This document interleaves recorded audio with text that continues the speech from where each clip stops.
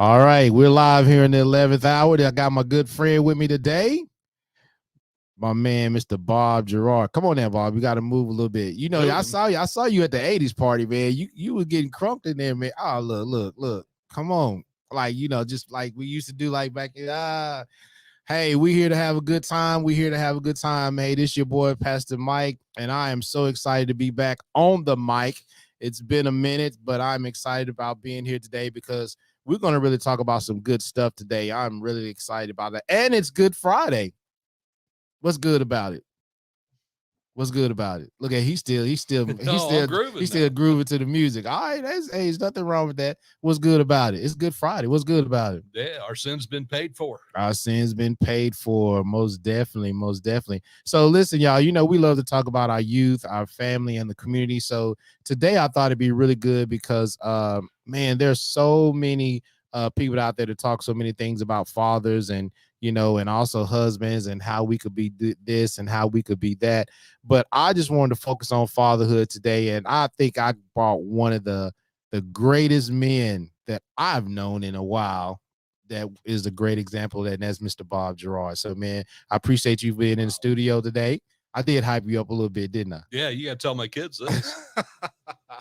Hey, I try to remind my kids every day that somebody thinks I'm great. It might not be you, but somebody thinks I'm great. So, man, Bob is going to tell us his story. He's going to talk about, being a husband, being a father, and just being a family man. So before we get deep into all these questions, Bob, come on, man, just tell me a little bit about who you are, where you come from, a little bit about your background. Sure. I was born in St. Louis. Born and raised, a little suburb out of there. Okay. In Florissant, Missouri, which everybody might have heard of Ferguson. Yeah. The school district is Ferguson Florissant School District. Okay. And so there's a tie there historically now, unfortunately. Right. But it's amazing when I drove through there after all that. It was the saddest thing I think I've ever seen. I'm sure it was all different. It had changed. But I was born and raised there. I'm the youngest of 6 kids. 4 brothers, 1 sister. Okay. And so that was interesting being the baby of 6. Right. I guess she had a lot of protection. She had a lot of protection. She did, but she also got married 2 weeks after her 18th birthday. She's getting up out of there, was she? But okay, it worked out well for her. That's good. I don't necessarily recommend getting married at 18, but man, she's been still married, got 4 kids, and that's they're exciting. all happily married and out doing their thing. That's good. It's pretty cool. That's good. Okay. To St. Louis. Then I moved to Florida because I couldn't stay in the St. Louis winters. I feel you. Okay. The backstory of that is I was going through a divorce. Right. Just ugly. I don't know of a divorce that isn't, but it really changed the path. Right. Okay. So I moved to Florida. My sister had moved down there, and so started a new life in Jacksonville, Florida. Okay. And spent about 20 years there. Loved it. A Midwestern kid living in Florida is kind of like a fantasy, a dream come true. Right. Then I meet this girl from Murfreesboro. The borough. What is the like Murfreesboro? She's like, no. I'm like, whatever. But I do pronounce it correctly now. Murfreesboro. Murfreesboro. I just say the borough. Just don't even worry about it. So guess where we live now? I don't know where y'all live at. We live in the borough. Y'all live in the borough? We live in the borough. We left Florida. She got you, didn't she? She did, and best thing that ever happened to me. Wow, that's great. That's great. Now, I'm kind of curious now. What's she doing down there in Florida? Was that one of them spring break kind of thing? No, she had moved. Okay. She had moved with her parents. They got transferred down when she was younger, and so we met at the same company. Okay. No fraternization there. No fraternization there. Well, it don't even matter now. So I mean, It's been years ago. But no, yeah, we met. We both worked for this water treatment company. Okay. As far as work goes, I've done a lot of different things. Newspaper boy as a kid, sold Sunday newspapers and shoveled driveways, mowed lawns, everything that a lot of the kids did back then. And then I got my first job at Gerard Video, my mom and dad's video store. And then Movies to Go became Blockbuster. So I was in that world and did a lot of, I just kind of went where opportunity took me. Right. Okay. And so then I got to work for Colonial Bread. Colonial Bread. I'm the bread man. I'm the bread man. The bread. You know, that may be your new nickname. The bread man. We got bunny bread down here, man. When that smell comes over, oh man, I get some flashbacks. Yeah, like woo, yes, I remember that smell. So yeah, bread man for a couple years, and then moved to Florida, and I started working. I did UPS, loaded those trucks down in Jacksonville, and worked at American Transtech telemarketing. Oh my gosh, that sounds fun. Just no. No, it wasn't. No, that was not fun, but I needed the money. Right. I did the work. Then got in water softeners, did that for 18 years, thought I'd retire there, but then the kids came along, and that's another story. But yeah, we're going to get into that. Then moved up to, I started working at a bank. Somebody recruited me to work at a bank.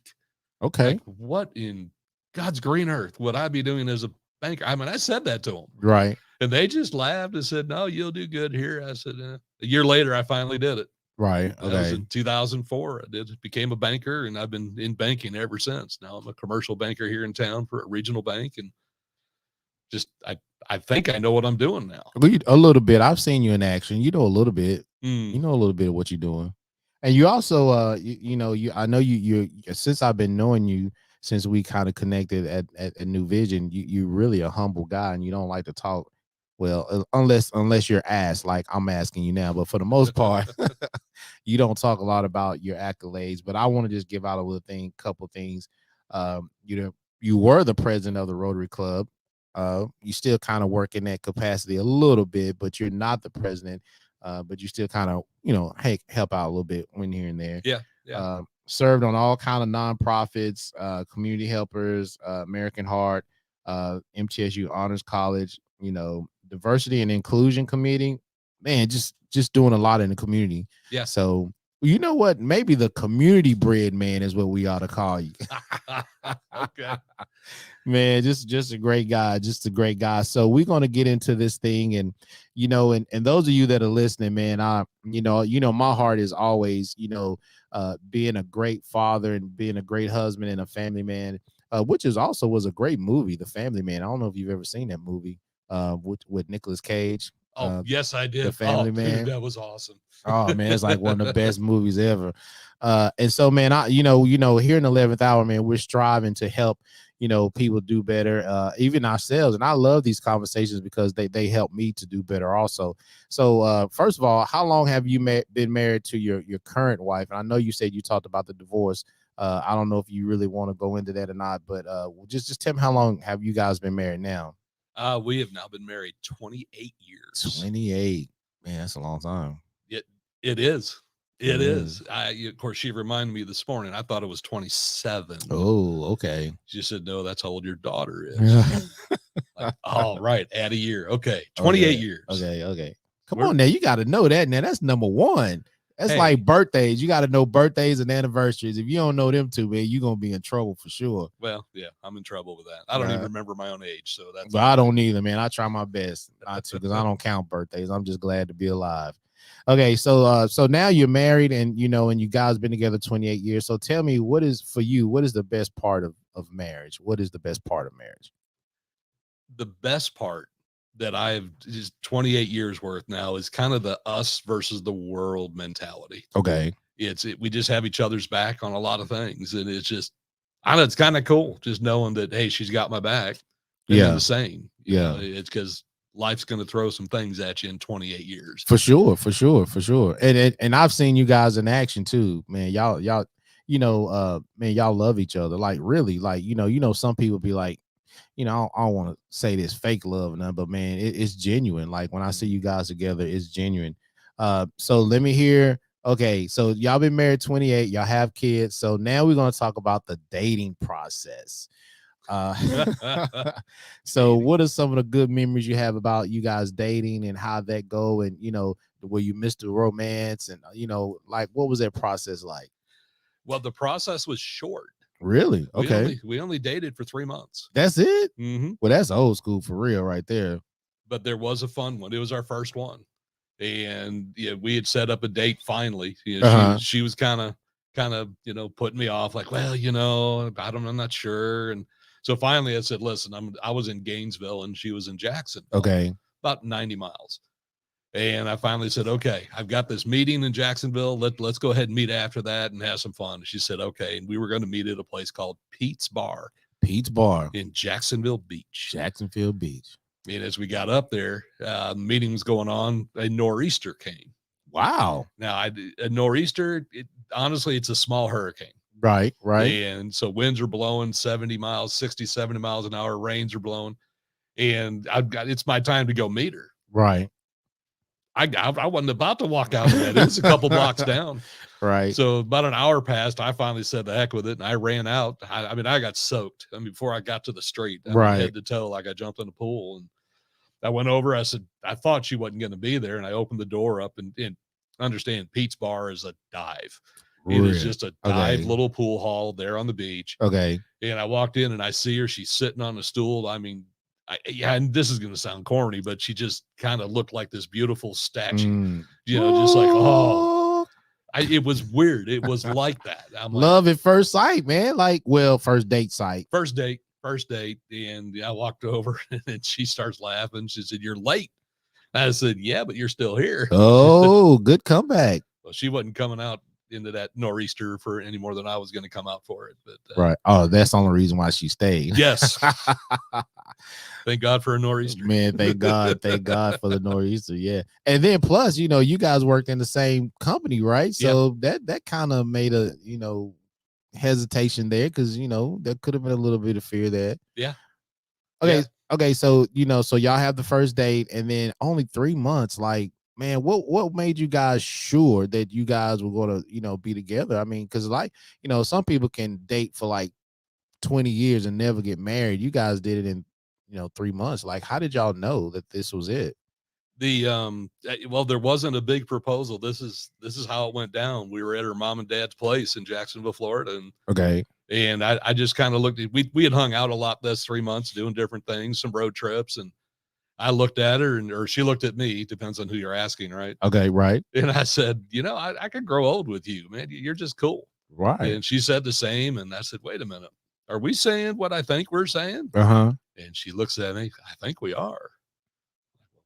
Let me go talk to your dad. He's in the other room. Wow. Just that easy. Oh, man. I'm doing this. And I would have thought I'd just start being scared. Right. Never was. Wow. Never was. Now, what year was this? Like, what? I'm not a math person. That's 28 years. I can't. What is that? So 94? 94? Yeah. 93, 94, whichever year that was. Okay. We got married on New Year's Eve. Oh, that's cool. So October was our October 1st, and Halloween was our second date. Halloween. Man, y'all y'all were destined to be together, man. Y'all were destined to be together. It was awesome. So in the even though it was 3 months, do you have a now that's a movie, like for real, like that's a movie. The way you came into that bar like that and running through the hurricane, it was for the one you love. It's so cheesy, but it was cheesy. But hey, if anybody's out there listening, man, hey, this will make a great movie. But in the midst of those 3 months, do you have anything that like really stands out, like the dating scene, like, or is it just you just in love the whole three and it's just like a fog? We're just in love. Hold on. Yep. One thing, we're on a road trip to go pick up her grandmother in North Georgia. Okay. That sounds fun. 10 minutes into it, she looks over. We're on the highway. We're cruising. She looks over at me and she says this. Says, you don't get on my nerves. You don't get on my nerves? Yeah. That's what she said? I looked at her. So what does that mean? I don't get on your nerves. Right. And she says, you just don't. The last few guys I've dated, they get on my nerves. You don't. Wow. I'm like, well, I guess, thank you. So that was a quirky little thing. That was one of her lines. Do you think running in the hurricane to come see her that got you some brownie points? Do you think at all? And my phone going off, y'all. Oh, that's all right. I'm not calling you. My phone's right here. It kind of set the stage to make it supernatural. Yeah. On both of our parts. That number one, that I actually finally showed up. Number two, she was still there. Yeah. She wouldn't have been there had it not been. I would have been there early too. I don't Yeah, know. it all worked out. It was done the way it was supposed to be done. So, okay, tell me something. How does it sounds like a crazy question, but I just want to say, how does your wife respect you? Like, how are you respected by your wife, or how does she make you feel respected? When you think about the relationship, what is it about her that you feel respected by her? It's the little things. Okay. And yeah, big gestures, you can track those pretty easily, but it's the little here's a little thing she does that it makes me feel respected. It makes me feel good. Okay.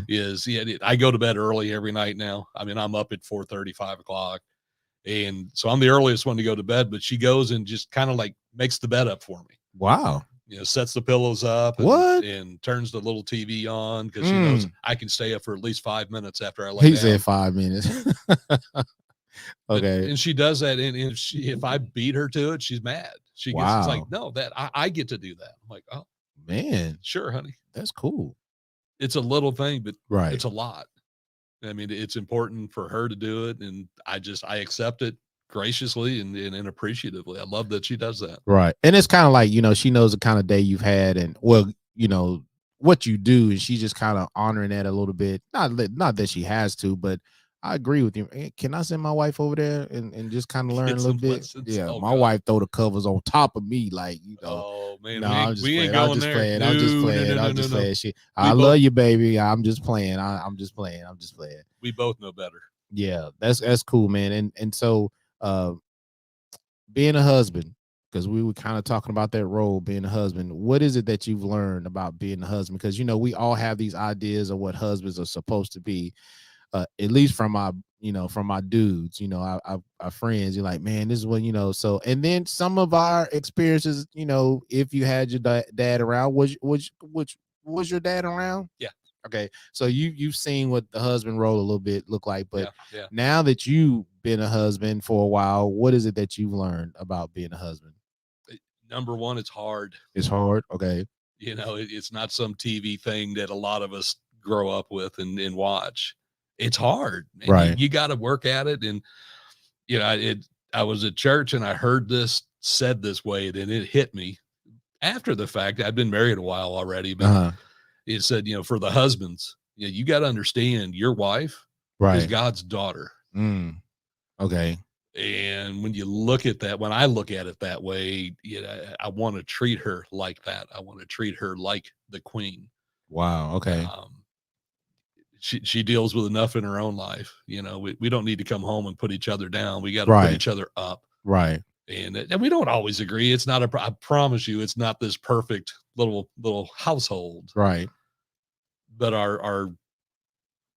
my desire is just to make her feel important, make her feel appreciated. Okay. That's cool.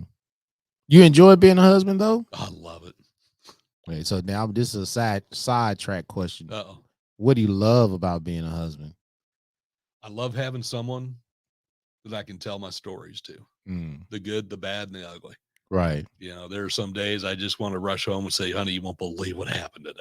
Right. Yeah. Then other days, like, you're not going to believe what happened today. Right. And she listens and she's there. I mean, that to me is it helps me.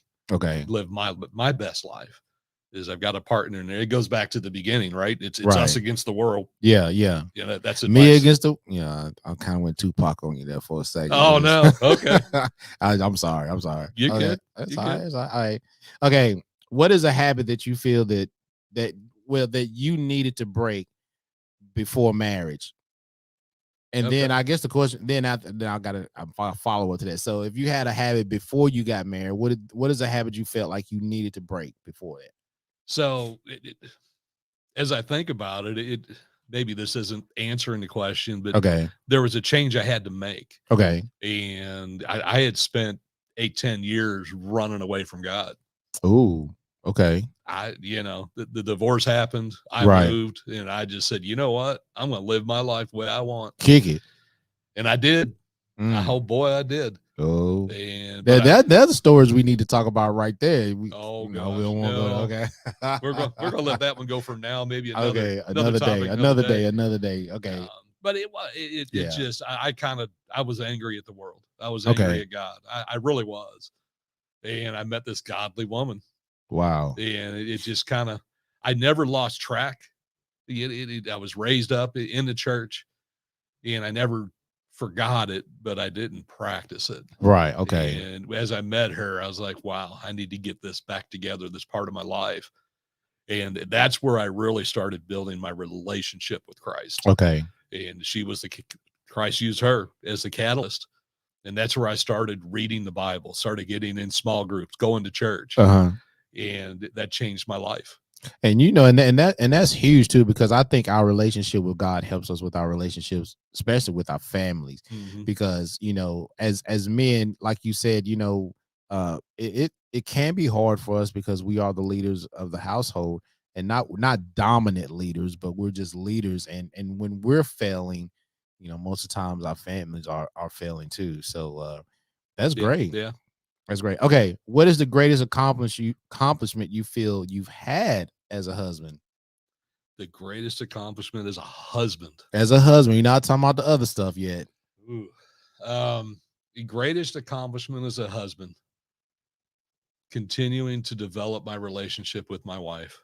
I remember seeing other people say, "Oh, after 30 years, I love you more," and I'm like, Yeah, whatever. yeah, I mean, I was really more appalled by that statement than I really. wasn't inspired. I was like, "You're Okay, faking it. You are so full of crap."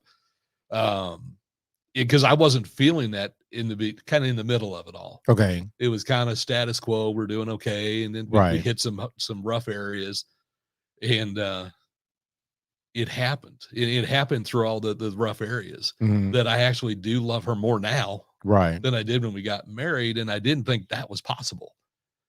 It's just we bonded over time. We're becoming empty nesters, right, and we're living life. We're enjoying life. We're doing it together. Um, that to me, that's my accomplishment, is to let the love grow. I didn't think that would happen, right. and now it has. So it's really, really cool. Do you think it's part of the experiences you guys have been having together as Yes, husband and wife that has kind of grown that? it's the experience, Michael. It honestly, it was the challenges. When the rough patches came, and I had permission, and she's given me permission to talk publicly about some of these things, and Okay. with the prescription painkillers, Uh-huh. that became a part of our household. Oh, okay. It was part of Lisa's life, and how she went through that and overcame it. Hmm. I couldn't be prouder. Wow. It just blew my mind, Yeah. and Celebrate Recovery was a big part of that. Okay. Um, in her group, I mean, when your spouse goes through something like that, the question then becomes, well, are we going to use this for good, or Right. are we going to let this tear it all down? Right. And that was a serious question, and that was the God moment. And she answered it with, "It's going to build, and she's going to use it for good." And so she used it to talk to other women Yeah. that either denied it or were going through it and having trouble with it.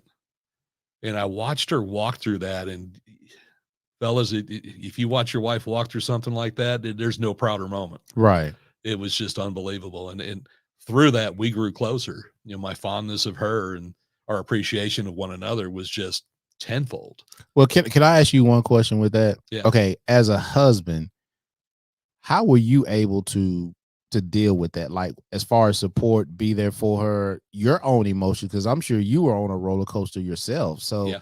as a husband, how were you able to keep it together? And then on the backside of that is, do you go out and speak to husbands or spouses? Because if she's speaking to the ones that's going through it, do you get opportunity to speak to the spouses about hanging in there? So the first part of your question is, how did I get through it? And I got through it with good, close friends that I talked to. Hmm. I really talked it through.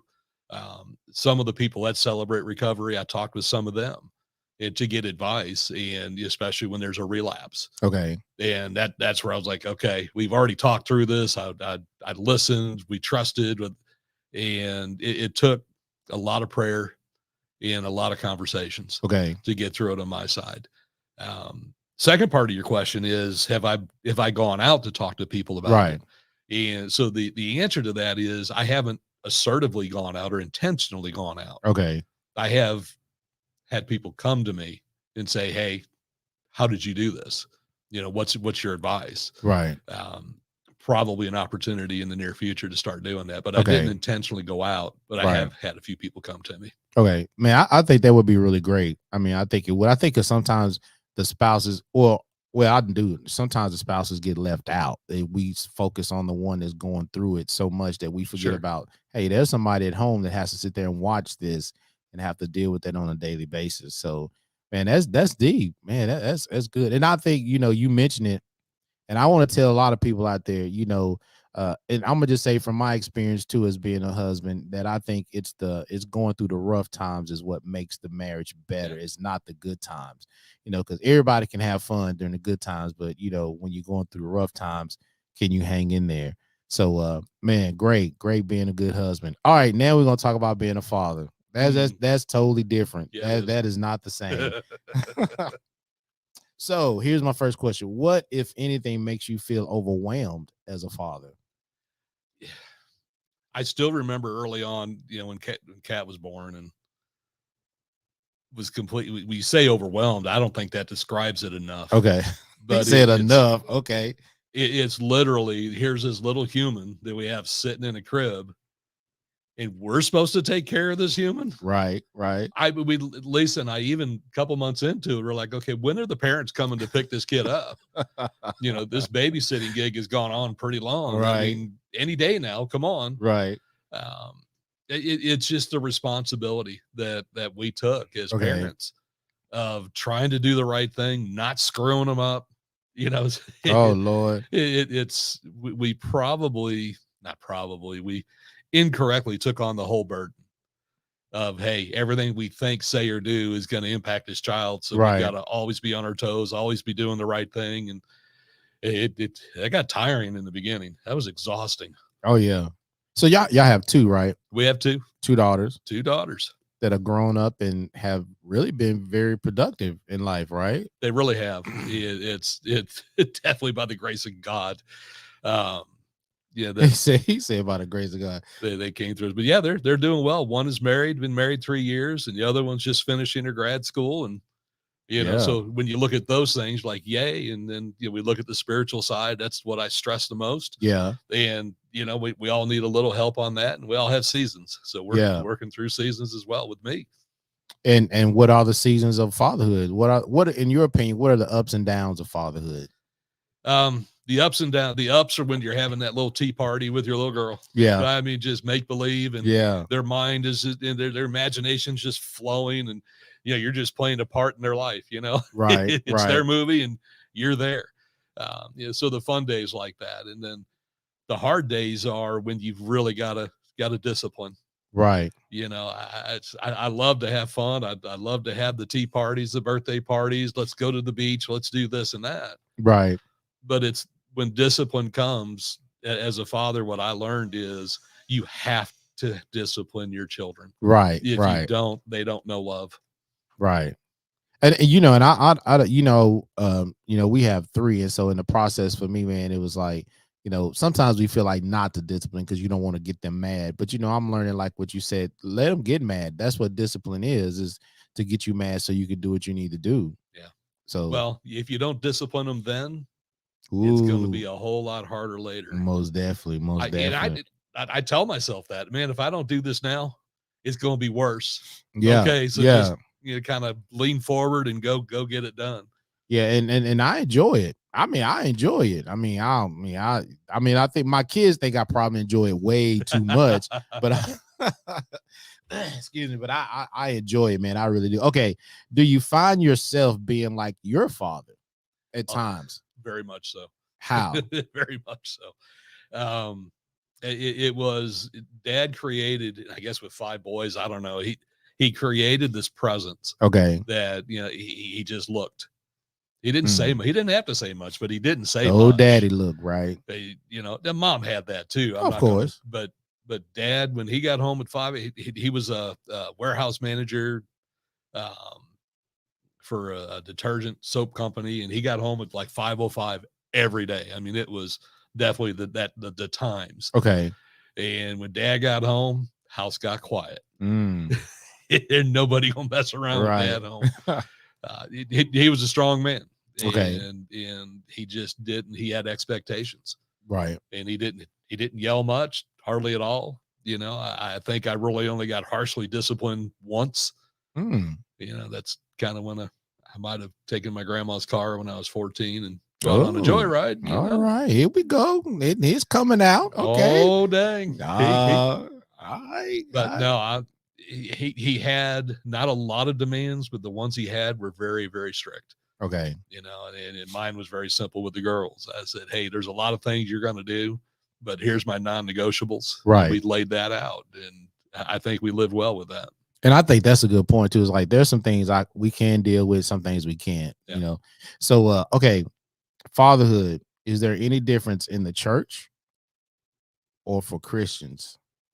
So I know that's kind of a weird statement, but like, you know, we kind of, I guess my point of view is with that is like, do you feel there's a difference between fatherhood for those that are in the church versus those that are not in the church? Do you think the fatherhood is different? I would love to, you know, the Christian answer would be like, yeah, but the real answer is no. Okay. You know, fatherhood's fatherhood.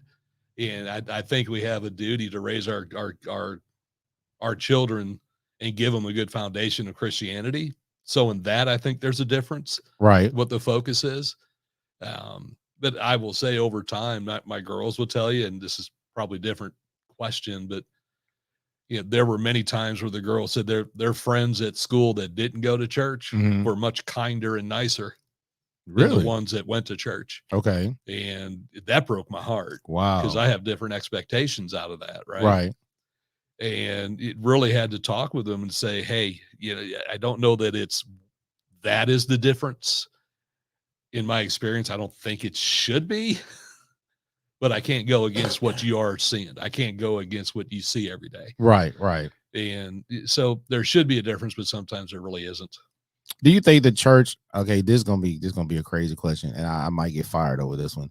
But do you think the church put a lot on men to be that presence in the house? And maybe, you know, when you talked a minute ago about, you know, the discipline and being, you know, the sergeant at arms, a good sergeant at arms. Do you think sometimes the church put a lot on the fathers to do that, or should they just let us be the men and the fathers that we're called to be in our own relationships? I mean, yeah, I mean, I don't know the answer to that. oh yeah. I think the church needs to teach that. Okay. I really do. You know, it's biblical, Right. you know, so you should be teaching that. Now, how they teach it and how they judge people that aren't maybe measuring up to those standards, Okay. that's where I think the problem is. Okay. And you know, church isn't perfect and it's not supposed to be. Right. But a lot of people go into it thinking it should be and that it is, but it's not. I mean, Right. it's made up of people just like all of us. Most definitely. And so there's going to be some misses there. Yeah, because we're all struggling in this thing, like fatherhood, like, you know, even with my kids, the generational differences and things that happen is just different. And I think sometimes the church, what your daughter said is true. Is like sometimes we think just because we go to church, we're supposed to be the perfect family, Right? Like we're supposed to be the perfect family. Everything is good, but it's not. I mean, because we got that discipline, man. It's not easy, you know, and kids don't like it anyway. But we got to make it happen. Okay, what is one of the most memorable moments you have as a father? So one of the most memorable things I think is it's a game we play usually on a Saturday morning. Okay. Where we'll get in the car, especially when they were younger, obviously. And we would play the get lost game. Get lost game. Okay. And so what I told him is, okay, I'm going to drive. And you're going to tell me anytime there's another street, do you want me to go straight, turn right, turn left, or turn around? You are the navigator. Let's go. GPS, right? They're the first GPS. Okay. Well, I didn't have that in the beginning. It was much nicer when I had it. I'm like, right. But the goal and the game for them was to get me lost. Oh, okay. I got you. So we've seen some pretty crazy areas of Tennessee. I'm telling you, Okay. and some of Florida early on, but it's just it's time, right? Yeah. It doesn't matter what we're doing, matters that we're doing. Yeah. And so that was cool. And That's kind of cool. I like to do that now. it's a fun game. You get to see stuff. Yeah. Some of them a little spooky. Yeah, I'm sure. Deep in the woods of Tennessee. Oh my. I'm sure. All right. So being a great husband, then being a great father. So now we just gonna talk about family. We're gonna get ready to wrap this thing up. So a lot of these questions kind of seem the same, but they're different because you're playing different roles. You playing the role as a husband, and then you playing the role as a father, and you playing the role as a family man. And so each thing, even though they sound like the same, but they're going to be different because in each role you're doing something different. So is there any time you ever feel overwhelmed as a family man? Oh my gosh. A lot of the time. I guess it's in, we've talked about this in church, is being overwhelmed as, hey, I'm the provider. Right. Okay. And you going out there in the marketplace, in the workplace, and that can be scary sometimes. There are moments where, you might be laid off, the company's doing things and they're like, well, we got to lay off half our people. Right. Whatever. It doesn't matter how, really. It's just the scariest part, the most overwhelming part is, hey, I want to provide for their safety. And I also want to provide for fun. Right. That's a good point. Like, what do we want to do? Well, Dad, what do you want? I feel under pressure sometimes to come up with ideas. Oh, yeah. Like, what are we going to do now? Well, let's go get lost. That's where that came from, right? Let's go get lost. We're going to get lost. That's easy. Yeah. Of course, maybe not now with gas prices, but hey. I know that's right. Let's go get found. That's what we need to be doing now. But yeah, man, that's a great point. Is like, it's not just the provision, but it's like, that's a point I don't think a lot of us even think about, fun. Like, what am I going to do with my kids? Because we can't be disciplinaries all the time. Nope. So how do we create, that environment of fun and entertainment and leisure? So how do you deal with that? I know you, okay, especially when they got older, you can't go get lost when they get older. So what did you? You can. Excuse me. But you can, but like, if because hopefully there's some people that are listening that how did you overcome that as they got older in their teens and things like that? What are some of the things that you kind of did then? So what seemed to work with us is, honestly, it's listening and playing things that they want to play. Okay. Or at least trying them. Right. The games that they play now are just so involved and take so much thinking. I'm like, no, man, I want to play Trouble, right? Yeah. You pop the little thing and you move a peg. I mean, that's Candyland, like something that's just real simple. Hey, Yahtzee. Oh, yeah. I can play that. And they did my old school games now, Bob. I'm like, I mean, that was like playing Scrabble. Come on now, you gotta. Well, that's Cassie. She's going to play Scrabble. She's going to play word games, and she's going to just clean us up. But the bigger part, when they were smaller, I remember experiencing this. And when we're out all day, we're doing our thing, we get home. There's some days worse than others where you're just tired. You just want to go lay down on the couch or sit down. But the kids, they didn't have your day. They had theirs. Oh, yeah. And when you came home, they were just like, hey, Daddy, and I remember a couple of times I just kind of said, no, I'm just tired. I just need to lay down. And the whole night did not go well. It just, and then I kind of fell into this. I discovered that if I could spend 15 focused minutes when I get home on each one, the night went well. Went better. When I didn't, it was a horrible night. Right. They don't require hours. 15 minutes of focused attention on whatever their day was, whatever's on their mind, which, as kids, you have no idea. Like, they come up with stuff like, what, how did you think about that? Right. But I did the 15-minute thing. So I was like, all right, I know I'm tired. I want to go to bed, but okay, 15 minutes, let's go. And that's the, I'm gonna just say, for me, I think to me, that's the fun part of fatherhood or being a family man, is that you find that inner strength. And I think, and to me, I just think that's that part of having God in your life, that he gives you that inner strength to go do what you need. I'm talking like my mama, in a strength. That in the strength to go to do what you need to do, man, especially when you don't feel like it. Okay, who is someone, excuse me, someone that inspires you to be a greater man, husband, and father? Is there anyone that inspires you? Obviously, well, I say obviously, not for everybody. My dad, Right, my right. dad, um, and my mom, that they inspired me to be a better person. The Okay, one who does it now is my wife. She inspires me and makes me want to be a better person. right. That's beautiful. I mean, without that, I on my own, I don't care Yeah. as much, I guess. But because of her, I just want to do better. I want to be better.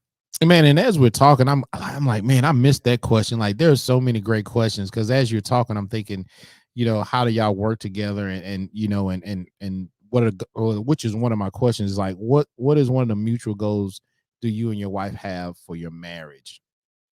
The goal for our marriage is the thing we talk about the most over the years is to continue to have each other's back. Okay. Um, Being open and honest with our struggles. There are some times on both of our sides over 28 years where we didn't really invite the other one in Okay. on a struggle we were having. Mm. And that nothing good comes out of that. Nothing good Right. has come out of that. Okay. But if we're having a struggle, it's like, hey, this might be embarrassing, or I might be ashamed of this, but this is my struggle. Right. Can we work through it? That's a good point. Excuse me. That's a good point. Okay. What is something you do to invest in your family? Vacations. Vacations. Okay. We're going on one in 23 days. Wow. Okay, where y'all going? Can I ask? Florida. It's a Back beach, to Florida. St. Augustine area. Yeah. We've got an area that's really quiet, and we know the restaurants, and it's kind of our oasis. We don't do a whole lot. Right. Yeah. What I found was I'm the one that's wanting to do, right? Because Right. that's the responsibility. Right. And a few years Yeah. ago, I said, you know what? I'm just tired. Yeah. And we had a routine of we wake up, eat, walk on the beach, nap, wake up and eat, walk on the beach. Oh, wait a minute. We get 2-3 naps in, and I didn't know what the kids loved it. Really? They're like, oh yeah, this is awesome. I said, okay, I'm in. You're in. I'm in. We're gonna nap a lot. Ain't nothing. Hey, I'm a big believer in naps, man. Yeah. If I could nap while I'm driving, I probably would do it, but I'll probably get in trouble. Holidays, man. What are some great memories you guys have for the holidays? So,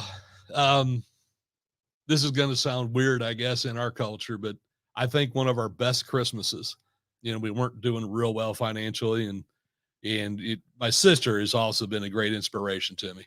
And she said, well, what we did one year is no gifts for anybody. Oh, but everybody had to create a gift for the other person. Okay. And so money's no object. You just draw it, write it, say it. I don't care how you present it, but what would you give? Like, what would you give me if money wasn't an object? And yeah, I remember we just loved it. And I remember I now own the St. Louis Cardinals. Okay. It was awesome. They gave me a baseball team. It was just, how much are you paying attention to the other person? How much do you know them? Yeah. And yes, my question was before, as I set it up, was, okay, what did you get for Christmas last year? They didn't know. Right. I'm like, guys, there's a point there.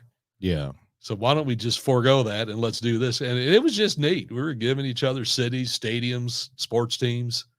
It was pretty cool. Can I get some tickets to the next game? Oh, heck yeah. It kind of reminds me of when we did the interview with Eric, and he talked about, this idea of not buying gifts for Christmas at all and just making memories for Christmas. Yeah. Because you just made a great point. If I ask you what you got for Christmas last year, you have no clue what you got. Nope. But if we did something very memorable, you'd remember that. And so I like that idea. So, family, y'all listening, so you ain't getting nothing for Christmas this year. No, I'm just playing. Sweet. No, I'm just no, we plan to do something with our family. Okay, so to sum all this up, being a husband, being a father, being a family man, the joys, the ups, the downs, the fun, the things that you guys go through, kind of how would you sum up the whole thing as being a family man, a husband, and a father? How would you sum that up I know you can't do it in one word, but how would you just really sum that up for you, and how's that been going for you and the joys of that? I will sum it up with one word, and it's love. Okay. You know, Okay. Well, you just called me out on that, but that's fine. the Beatles had it right. All we need is love, man. And I know that, again, there's such cheesy stuff in this, but it's real. Right. You know, whenever I was in doubt or questioning what to do with the kids and how do we do this, how should we approach this, everything was approached with love.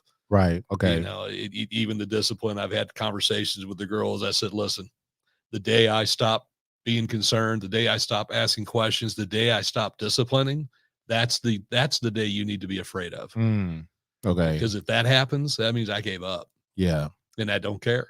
That's a good point. And by the grace of God, they like, wow, yeah, okay, Dad, I get that.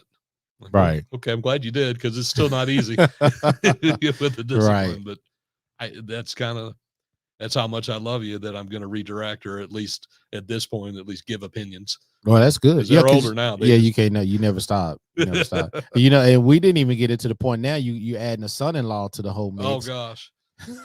Yeah, I got one of those too. Yeah, he's a great kid. What that whole what that looked like, you know, your daughter's dating, and you know, and all that. So we didn't even get into all of that.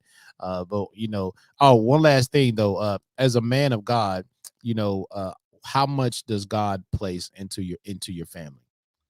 God is strong. I mean, without our faith, none of this happens. Right. There's no reason for it. Right. And it's amazing how much I didn't have it before I met my wife, and how much I've gotten into it since. And my relationship has grown. Our relationships have grown. Again, not perfect. There's still questions and doubts along the way. Right. And just, you know, I'm reading through the Bible for the first time ever. Wow. Okay. I've read a lot of the Bible, but just not front to back. Never read it front to back. And, you know, there's a plan that you read 5 books every day for about 15, 20 minutes. Right. Man, Leviticus is killing me, man. Right. Good night. But yes, you know, I was raised in a church that said, no, the leader will tell you what's in the Bible. And I'm like, okay, cool. Right. I can sit and you listen. You can't always believe them, because sometimes they don't even know. But that's another subject. I probably shouldn't say that. Lord forgive me. It's all right. But what a journey. What a journey I'm going in right now. Just that's good. But it's a cool thing. But you know, and I don't mean to cut you off, because you said something that's really important. I think it's the journey. It's the journey that we're on as husbands and as fathers and as family men. I think when you, it's kind of funny you said, you know, your family kind of get lost. You know, you play that game, let's get lost. And I think sometimes we get lost too in our families, and sometimes we forget about why we're together. You know, man, I think the strong thing about how you guys, that first date, just kind of built that bond. Yes, the weather did have something to do, a little bit to do with it, but the fact that you were willing to go through that, and the fact that she was willing to stay. Yep. Amen to that. Yeah, I just preached the whole sermon right there. You did. Boy, it's like that. Boy, I'm good at something, man. I'm good at something. I don't know whatever, but I'm good at something. Hey, well, listen, y'all, I appreciate y'all hanging out with us today. It's your boy, Pastor Mike, and I want to thank Mr. Bob Gerard for hanging out with us. He is a man of the city. He does a lot for the community. He does a lot for his family, and I'm sure balancing those two can get hard sometime, but he does a great job in that, and I look up to him too. Man, just watching him, you know, and he's helped me grow. He probably didn't know that, but he's helped me grow in my walk with God and being a father. So I really appreciate that. And I know, you know, a lot of times we don't know people's looking at you and watching you. So I want to let you know what they say, give you your flowers before, you know, it's too late. So because I give you flowers later, you ain't gonna hear this. But just to let you know, man, you've been a big influence on my life too. And that's one of the reasons why I wanted to have you on the show, because I know your heart. I know how much you love the Lord, and I know how much you love your family and your wife. And so, man, it's been great hearing all the things that you had to say. And there's so much more that you could have said that we just don't even have enough time to go through it all. Yeah, God's given me a great life, man. It's unbelievable. Good, bad, and indifferent. It's just been a wonderful life, like that stupid movie. Yeah. Hey, look, y'all. Hey, The Family Man, man. I'm telling you, man, that's a good movie, man. Actually, I may check that out this weekend, but that's a really great movie. But I appreciate you being here, man, and I look forward to us doing this again one more time. Once again, it's your boy Pastor Mike, the Michael Davis, 90s number 5.